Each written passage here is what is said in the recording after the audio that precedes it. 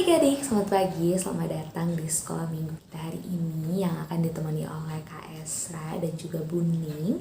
Kita akan bernyanyi bersama dan juga kita akan belajar sesuatu yang baru dari cerita firman Tuhan hari ini. Karena kita akan memuji Tuhan selalu, maka kita akan menyanyikan lagu juga yang berjudul Memuji Tuhan Selalu. Mari adik-adik kita nyanyi bersama-sama.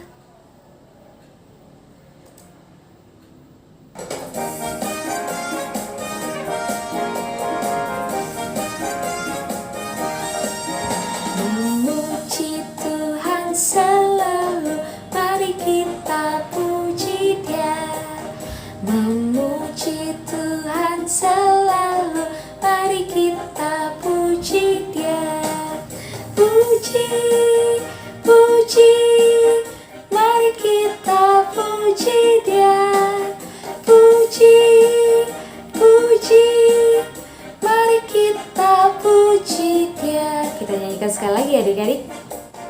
Memuji Tuhan selalu, mari kita puji Dia. Memuji Tuhan selalu, mari kita puji Dia. Puji, puji, mari kita puji Dia. Puji, puji, mari kita puji Dia. Nah adik-adik, mari kita sekarang mempersiapkan hati dan pikiran kita untuk memulai ibadah kita hari ini. Mari kita bersatu di dalam doa. Terima kasih Tuhan Yesus buat semua berkat yang Tuhan berikan. Hingga hari ini kami dapat dengan sehat dan sukacita mengikuti kebaktian kami. Kiranya berkatilah kami supaya kami bisa memuji dan memuliakan nama-Mu, dan juga tetap fokus mendengarkan cerita firman Tuhan dalam kebaktian kami hari ini. Terima kasih Tuhan Yesus. Amin. Nah, yuk adik-adik, untuk lagu yang kedua kita akan menyanyikan lagu I Love You Jesus. Ayo, siapa di sini yang sayang sama Tuhan Yesus? Angkat tangannya. Banyak banget yang angkat tangan dari ujung ke ujung, semuanya angkat tangan yang tinggi-tinggi. Dan Kak Esa ngelihat semangatnya adik-adik kalau adik-adik benar-benar sayang dan mengasihi Tuhan Yesus. Maka mari kita menyanyikan lagu I Love You Jesus.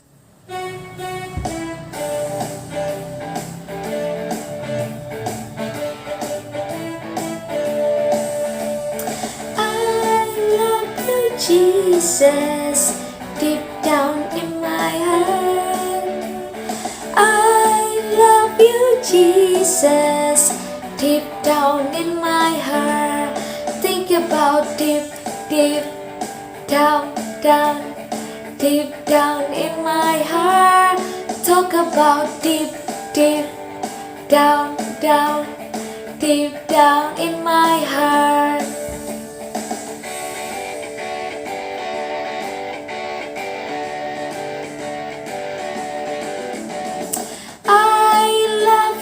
Jesus, deep down in my heart. I love you, Jesus, deep down in my heart. Think about deep, deep down, down, deep down in my heart. Talk about deep, deep down, down, deep down in my heart. Nah, sekarang Kak Esra mau ngajak adik-adik ngobrol sedikit soal tema kita hari ini. Nah, tema kita hari ini adalah dapat diandalkan. Adik-adik tahu gak sih apa sebenarnya yang dimaksud dengan dapat diandalkan? Yang tahu coba ngangguk-ngangguk, yang gak tahu gak apa-apa, geleng-geleng aja. Kalau Kak Esra lihat-lihat beberapa nih masih ada yang geleng-geleng, mungkin tandanya gak tahu ya. Ya udah gak apa-apa. Kak Esra bakalan ngasih tahu nih apa sih maksudnya dari dapat diandalkan. Kak Esra kasih contoh. Jadi dapat diandalkan itu sama aja dengan dapat dipercaya. Nah kalau misalnya nih adik-adik disuruh mama atau papa, kamu disuruh untuk jaga adik ataupun kamu disuruh untuk menaruh piring kotor habis makan. Terus kalau kamu melakukannya dengan baik, berarti kamu dapat diandalkan, dapat dipercayakan untuk suatu kerjaan yang diberikan kepada kamu. Nah, kayak saya mau kasih contoh lain nih. Misalnya nih adik-adik belajar yang rajin, terus kalau misalnya adik-adik mengerjakan tugasnya selalu tepat waktu, nah itu berarti juga adik-adik dapat diandalkan, dapat dipercaya karena adik-adik mengerjakan tanggung jawab adik-adik yaitu tugas. Nah, harapannya adik-adik juga bisa dapat diandalkan oleh Tuhan Yesus. Gimana sih caranya dapat diandalkan Tuhan Yesus dan seperti apa sih dapat diandalkan menurut Tuhan Yesus itu? Nah, itu akan disampaikan oleh Buni di firman Tuhan. Nah, makanya adik-adik stay tune terus, adik-adik simak terus sampai video ini berakhir dan juga sampai kebaktian kita ini berakhir. Nah, sebelum kita mendengarkan cerita firman Tuhan yang akan disampaikan oleh Buni, Kak Esra akan mengajak adik-adik untuk menyanyikan lagu terakhir yaitu Laskar Kristus. Nah, ini akan mengiringi kita juga untuk memberikan persembahan. Oleh karena itu, Kak Esra persilakan adik-adik untuk mempersiapkan persembahannya. Kak Esra tunggu ya.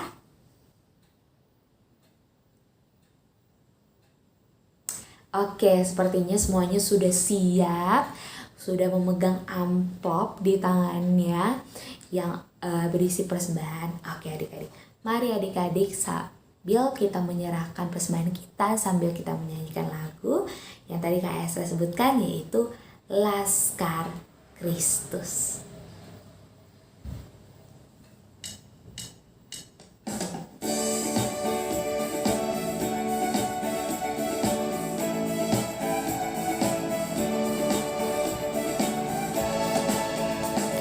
Saya bukan pasukan berjalan, pasukan berkuda, pasukan menembak. Saya tidak menembaki musuh, tapi saya Laskar Kristus. Saya Laskar Kristus, siap gerak. Saya Laskar Kristus, siap gerak. Saya tidak menembaki musuh, tapi saya Laskar Kristus.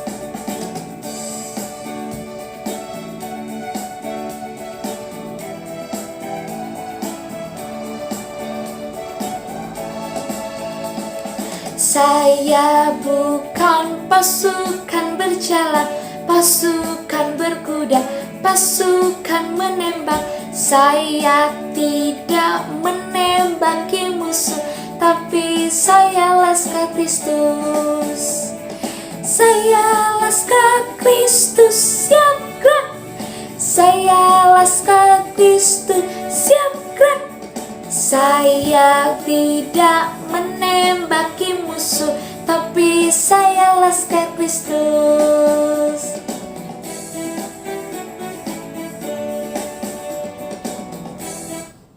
Mari adik-adik kita bawa persembahan kita di dalam doa sambil kita juga menyiapkan diri untuk mendengarkan cerita firman Tuhan.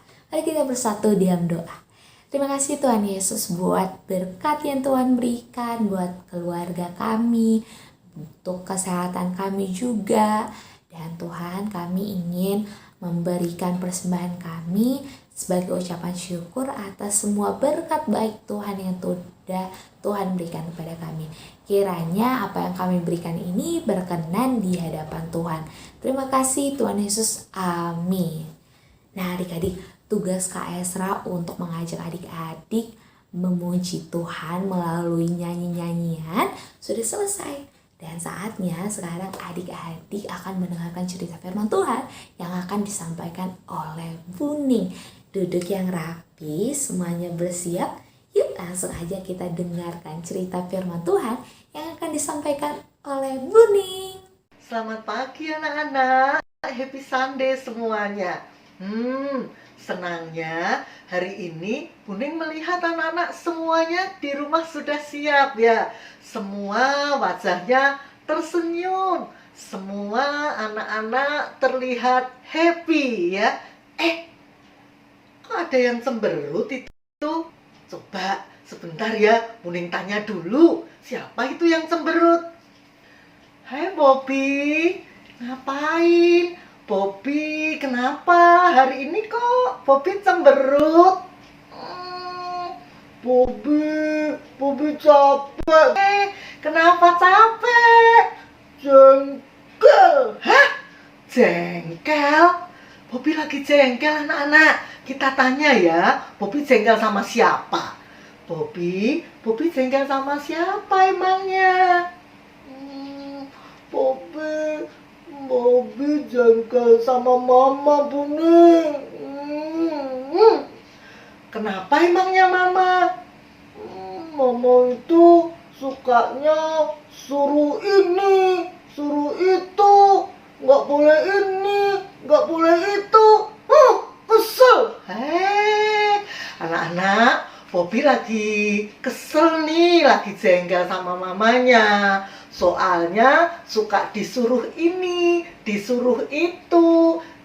Terus nggak boleh ini, nggak boleh itu. Begitu anak-anak. Begitu ya Bobby ya? Iya Buning. Emangnya mama nyuruh Bobby apa? Mama melarang Bobby nggak boleh ini, nggak boleh itu, nggak boleh apa emangnya?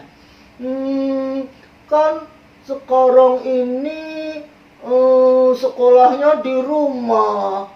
Maunya Bobby nggak usah mandi aja. Anak-anak, Bobby bilang nggak usah mandi karena sekolahnya di rumah. Terus sama mamanya disuruh untuk tetap mandi. Nah, anak-anak gimana? Kalau di rumah pun mesti mandi ya. Itu kan supaya badan kita sehat, badan kita bersih, badan kita seger ya. Terus Bobby nggak boleh apa lagi emangnya sama mama? Kan belajarnya di rumah. Tadi malam juga kan libur. Bobby maunya tidur malam, kan nggak sekolah. Oh, tapi kan Bobby harus sekolah minggu juga. Dan tidur untuk anak kecil itu memang tidak boleh malam-malam Bobby.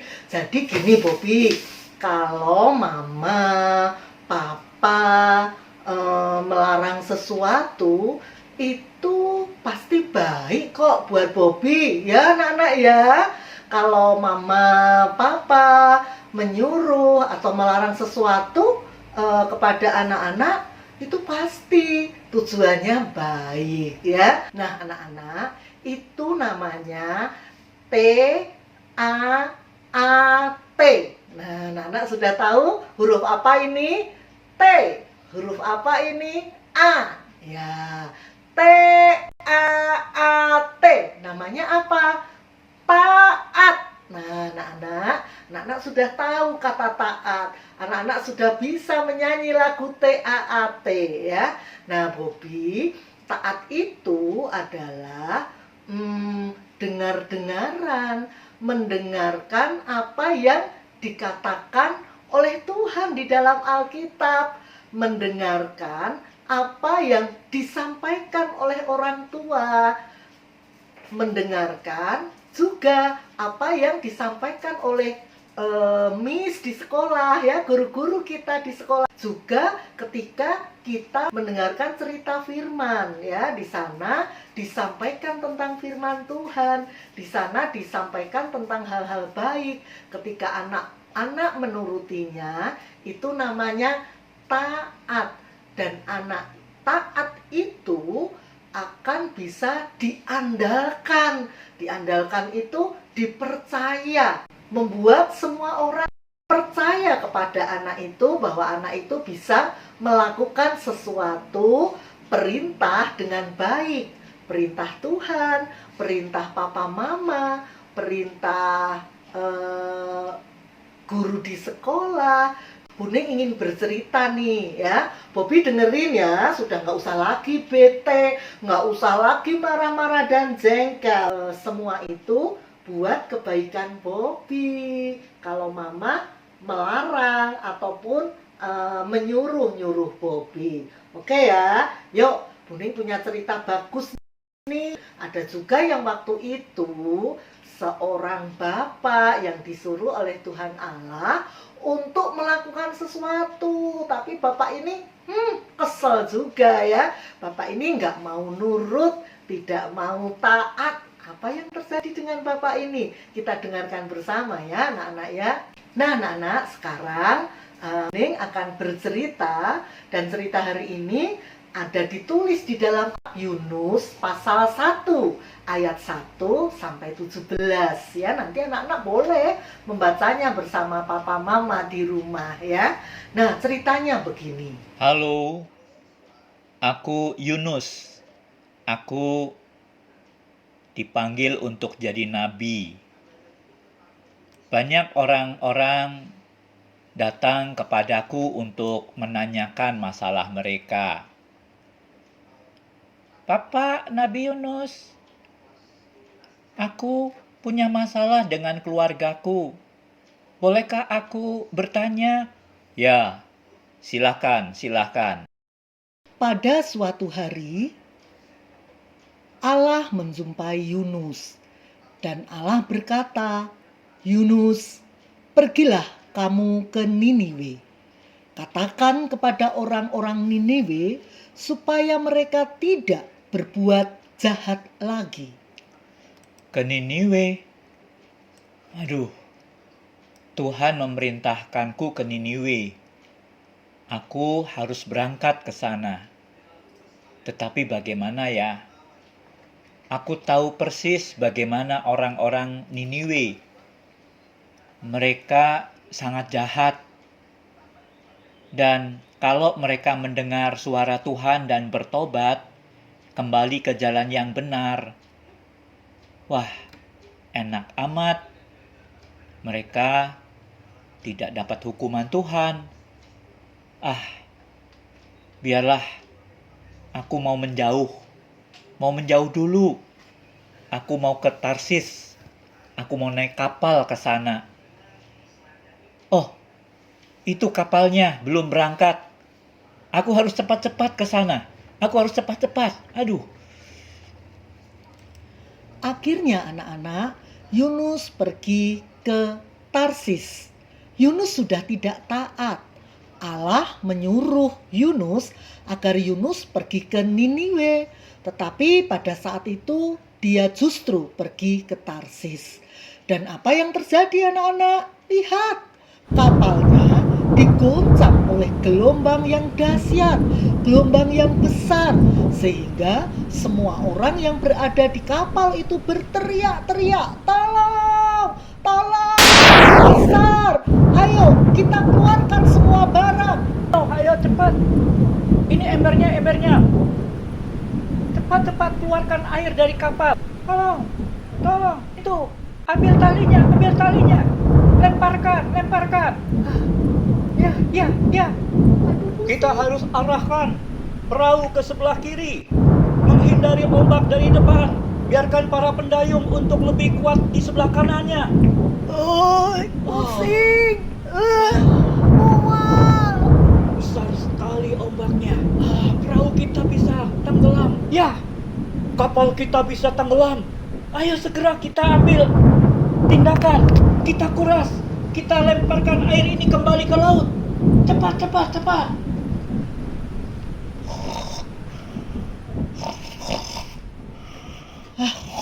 Suara apa itu? Nah, beberapa orang kemudian datang ke kamar bawah, dan mereka sangat terkejut ketika mendapati Yunus sedang enak-enak tidur anak-anak. Wah, orang-orang segera membangunkan Yunus. Hei, kamu! Tidak tahukah kamu kapal kita ditimpus oleh gelombang dan kamu enak-enak tidur di sini? bangun. apa? Bangunlah. Bangun, iya, bangun. Ada apa? Ada apa? Oh iya, kapalnya. Mengapa seperti ini? Aduh, iya. Ada apa? Ada apa? Kita akan membuang undi. Dan siapa yang terkena undi, itu berarti orang yang menyebabkan kapal kita tertimpa gelombang. Dan orang yang terkena undi, dia harus dilemparkan ke laut. Oh, iya. Silakan. Pasti bukan aku itu. Saat itu akhirnya diperoleh jalan. Mereka membuang undi anak-anak. Dan yang terkena undi, yang keluar namanya adalah Yunus. Kamu yang harus dilemparkan ke laut. Aduh, bagaimana ini? Aduh, laut. Ya, Nah, anak-anak, awak kapal pun merasa sayang sebetulnya ya. Tetapi mereka akhirnya melakukan itu. Dan dilemparkannya lah Yunus ke laut. Yunus akhirnya terus dilempar ke laut anak-anak. Dan atas perkenan Tuhan ada seekor ikan besar yang menangkap Yunus. Yunus tidak mati dimakan ikan besar itu anak-anak. Ayo kita lihat apa yang terjadi dengan Yunus. ada ikan besar. Aduh, masih aku mati.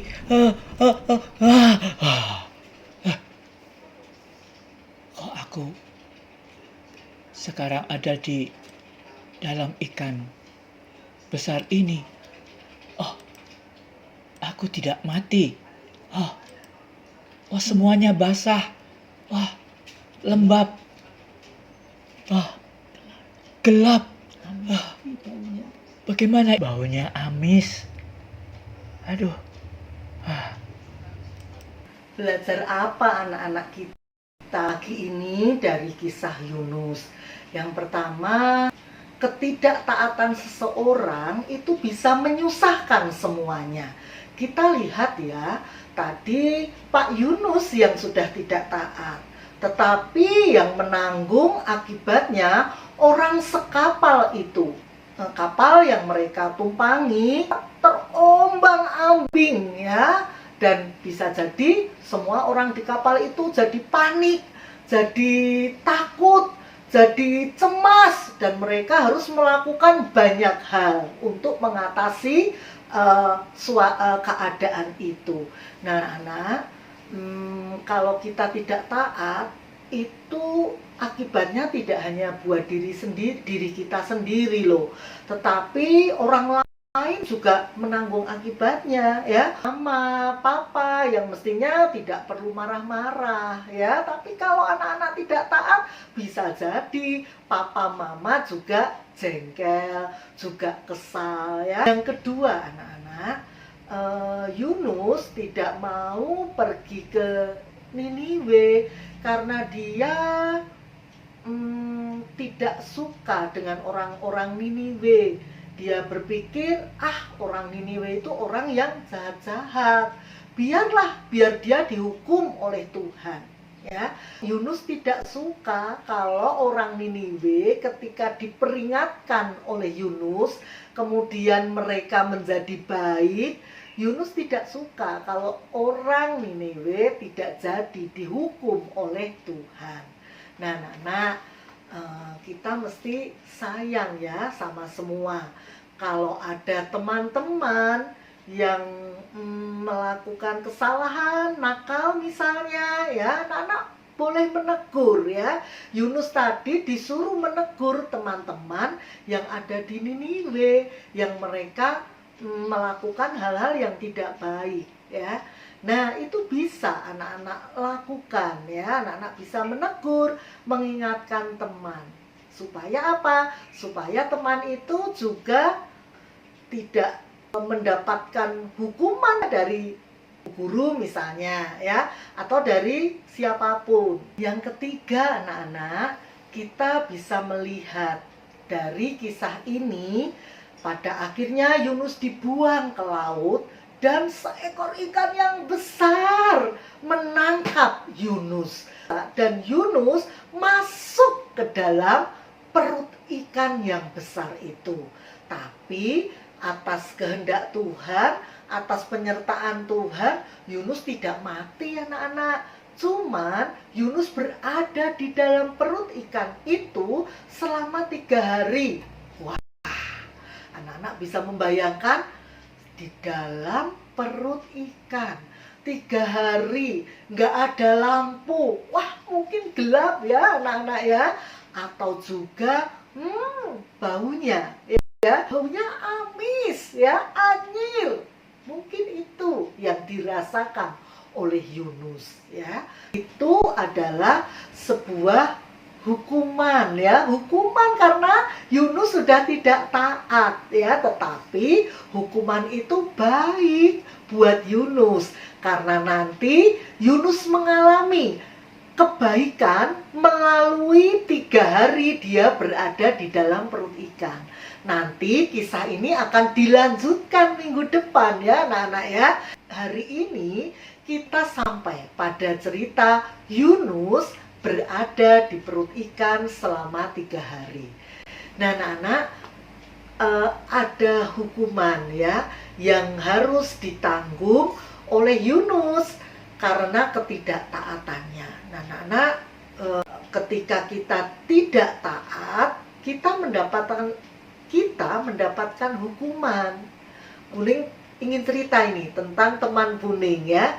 Dia sekolah di TK anak-anak. Ada yang di TK, ada yang SD kelas 1 ya. Nah, teman Buning ini itu tidak mau membuat tugas ya. Tugas yang diberikan oleh bu gurunya itu menulis huruf anak-anak ya. Hurufnya sudah sampai huruf T ya. Nah, dia malas, nggak mau nulis huruf T. Suruh menulis huruf T sampai 1 lembar ya. Nah dia malas, dia nggak mau, dia tidak taat, dia tidak mengerjakan.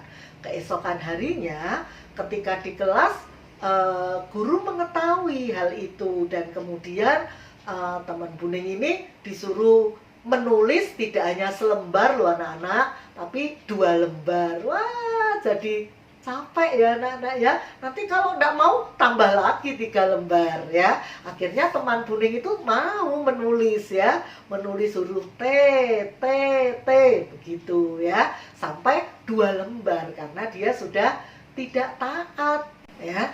Tetapi hukuman itu bisa mendatangkan kebaikan ya, karena melalui hukuman itu kita bisa didisiplin ya. Nah tapi anak-anak lebih baik ya untuk taat supaya tidak kena hukuman ya. Jalani aja, lakukan aja apa yang diperintahkan oleh bu guru sehubungan dengan tugas kita atau diperintahkan oleh orang tua kita ya. Karena apa yang diperintahkan oleh orang tua, oleh guru itu pasti hal yang baik ya. Bu guru, mama papa sudah membaca banyak dari Alkitab ini. Anak ada banyak ya perintah-perintah, hal-hal yang baik yang harus kita lakukan seturut dengan firman Tuhan ya. Anak-anak besok kalau sudah lancar membacanya, bacalah Alkitab. Di sini ada banyak perintah Tuhan yang harus kita taati. Karena dengan taat kita akan happy anak-anak. Apa yang dikatakan oleh Tuhan di dalam Alkitab ini, ketika kita melakukannya, kita akan menjadi orang yang berbahagia ya. Nah anak-anak, selamat ya menjadi anak-anak yang taat. Anak yang taat itu anak yang bisa diandalkan. Anak yang taat itu anak yang menyenangkan. Anak yang taat itu anak yang membuat orang-orang juga menjadi happy. Anak yang taat itu dapat dipercaya. Mari anak-anak kita berdoa. Tuhan Yesus, kami mengucap syukur untuk ibadah kami hari ini. Kami diingatkan oleh pesan firman agar kami berjuang menjadi anak yang taat. Kami tahu anak yang taat itu anak yang dapat dipercaya, anak yang dapat diandalkan dan menjadi sukacita bagi banyak orang. Terima kasih untuk pelajaran kami pada hari ini. Kami berdoa untuk situasi negara kami berkaitan dengan pandemi, biarlah keadaan semakin hari menjadi semakin baik. Kami berdoa untuk papa mama di dalam mereka bekerja. Tuhan berkati agar berkat Tuhan itu boleh sampai kepada kami sekeluarga. Kami juga berdoa untuk kami semua dalam menjalani pembelajaran jarak jauh. Tambahkanlah semangat kepada kami dan biarlah kami juga dengan sukacita dan penuh ketaatan melakukan setiap tugas yang diberikan oleh guru kami. Terima kasih Tuhan Yesus. Dalam nama Tuhan Yesus kami sudah berdoa. Amin. Anak-anak, untuk aktivitas hari ini kita akan membuat ikan besar ya. Caranya bagaimana? Kita ikuti bersama ya. Aktivitasnya yang diperlukan gelas plastik. Anak-anak boleh pakai gelas plastik apapun. Kertas warna, lem, gunting, dan alat tulis atau pensil warna. Cara membuatnya mudah anak-anak. Kita ingin pakai gelas plastik ini menjadi seekor ikan ya. Ini mulutnya besar, menggambarkan ikan besar yang menelan Bapak Yunus. Bagian belakang nanti kita tempel kertas buat ekornya ya. Di sini kita kasih mata nanti buletan, ada 2. Terus kita kasih sirip juga. Yuk kita sama-sama buat ya. Untuk ekornya terserah anak-anak mau bentuk ekornya seperti apa. Nah ini Buning seperti ini nih ekornya. Nah ini nanti jadi ekor ikannya. Terus ini siripnya. Anak-anak boleh seperti apapun ya. Bebas saja. Terus matanya, Buning mau matanya hitam nih. Kasih aja buletan 2 untuk mata ikannya ya. Kemudian kita potong. Nah, sudah jadi bagiannya. Ini bagian ekor, ini sirip dan ini matanya. Kemudian kita tinggal tempel ya. Nah, anak-anak, ikan besar kita sudah jadi ya. Tuh, lihat siripnya. Mulutnya besar. Nah, di belakang ada ekornya ya, anak-anak ya. Nah, ini ikan besar yang mengingatkan kita bahwa Yunus selama 3 hari ada di dalam perut ikan ya. Selamat mengerjakan. Nah anak-anak dan Bobby juga, sekolah minggu kita hari ini sudah selesai ya. Sampai jumpa minggu depan. Tuhan Yesus memberkati. Dadah.